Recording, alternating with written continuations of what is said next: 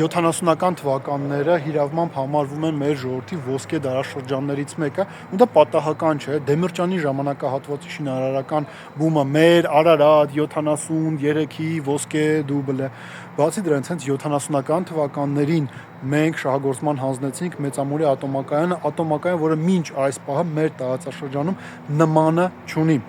Ինչն է նաև հետաքրքիր հետխորհրդային շրջանում, ի շնորհիվ Մեծամորի ատոմակայանի մենք որ փոքր պետություն լինելով մաս ենք կազմել այն տերությունների էլիտար ակումբին, որոնք ունեն ատոմային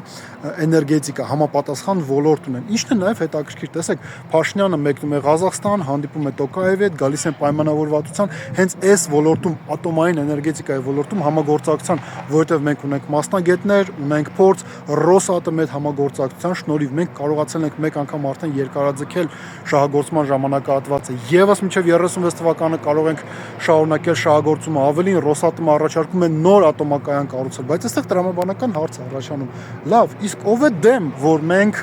այդ էլիտար ակումբի անդամ լինենք եւ ունենանք ատոմակայան։ Ըստ երևույթին ներկայիս իշխանություններ, որոնք անդադար խոսում են մոդուլային ատոմակայան կառուցելու մասին։ Նախորդ իշխանությունները, որոնք ՍԵՊԱ-ով պարտավորություն էին վերցրել փակել ատոմակայանը,